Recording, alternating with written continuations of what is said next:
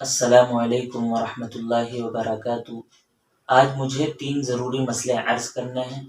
Number 1، mobile کے اندر قرآن کریم کو down load کرنے کے بعد بلا وضو اس کو پڑھ سکتے ہیں یا نہیں۔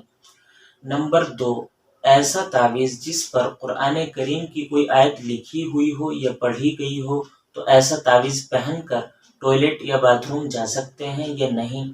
نمبر 3، ایسی انگوٹھی جس پر اللہ تعالیٰ کا نام یا آیت الکرسی یا قرآن کریم کی کوئی آیت لکھی ہوئی ہو تو ایسی انگوٹھی پہن کر ٹوائلٹ یا باتھ روم جا سکتے ہیں یا نہیں۔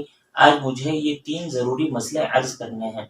تو سب سے پہلا مسئلہ جو ہے کہ قرآن کریم کو موبائل کے اندر ڈاؤن لوڈ کر سکتے ہیں یا نہیں۔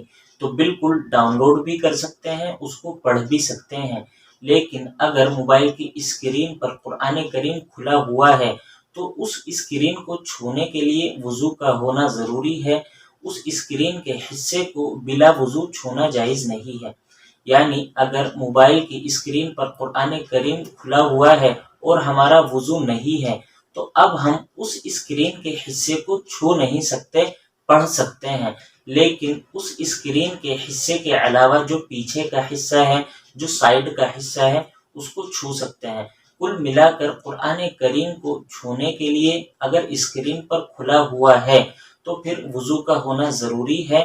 وضو کے ساتھ چھو بھی سکتے ہیں، پڑھ بھی سکتے ہیں، لیکن اگر وضو نہیں ہے تو صرف پڑھ سکتے ہیں، چھو نہیں سکتے۔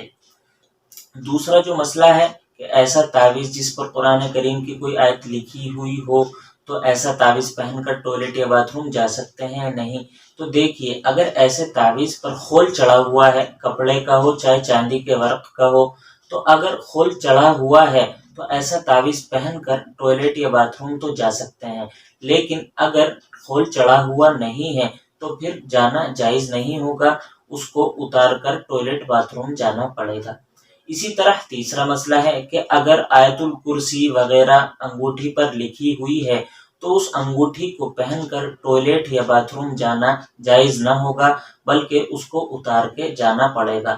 تو یہ 3 ضروری مسئلے تھے، ان کو عرض کرنا ضروری تھا، اس لیے آپ حضرات کی خدمت میں عرض کیے گئے۔ السلام علیکم ورحمۃ اللہ وبرکاتہ۔